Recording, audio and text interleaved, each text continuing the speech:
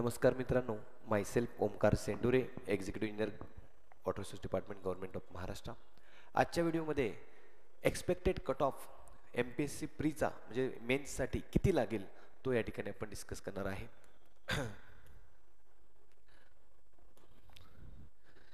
ह्या माझ्या काही हॉबीज अचिव्हमेंट्स आहेत. MPSC 2009 आणि 2011 डिस्क्रिप्टिव्ह एक्झाम या ठिकाणी मी क्रॅक केलेले आहेत. आत्तापर्यंत जवळजवळ 600+ ऑफिसर्स या ठिकाणी घडवले आहेत. PWD, WRD, MGP वेगवेगळ्या डिपार्टमेंटमध्ये.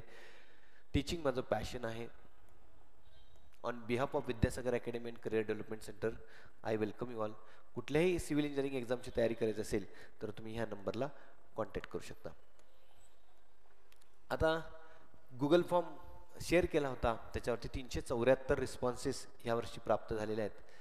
कॅटेगरी वाईज सांगणं फार अवघड आहे, त्यामुळे फक्त ओपनचा कट ऑफ यावेळी सांगणार आहे.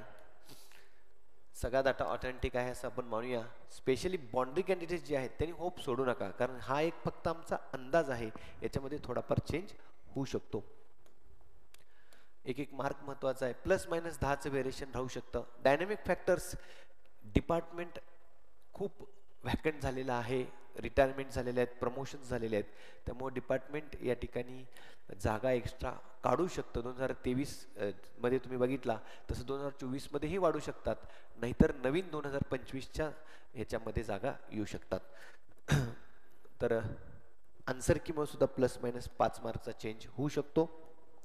एवढं सगळं कन्सिडर केलं तर जे काही गुगल फॉर्म आलेत त्याच्यावर मागच्याच वेळी जर तुम्ही मित्रांनो बघितला तर मी वेळोवेळी सांगत होतो की जागा ह्या वाढणार आहेत. आणि तुम्ही बघू शकताय 130 वॅकन्सी असतील तर 66 ते 69 लागेल असं मी सांगितलं होतं.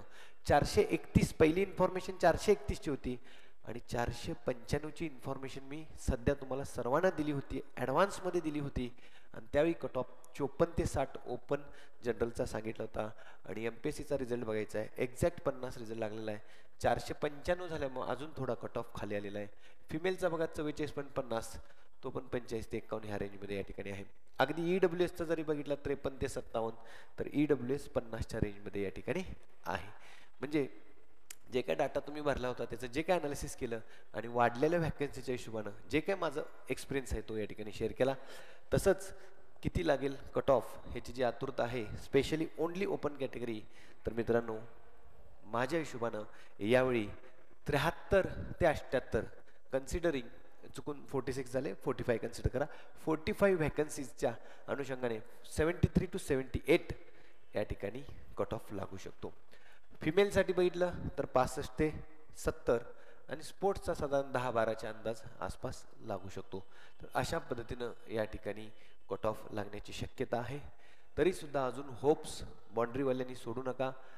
काय होतंय बघूया, जागा वाढतात का 25 मध्ये नवीन जागा येतात, हे सगळं आपल्याला त्यावेळी कळणार आहे. काही अपडेट आली तर निश्चितच या ठिकाणी टेलिग्रामला शेअर करू. दुसरं एक या ठिकाणी सांगा वाटते की कदाचित आजच BMCच्या माननीय उच्च न्यायालयानं डिग्रीच्या मुलांना या ठिकाणी JEEसाठी अलाउड केलेलं दिसतंय.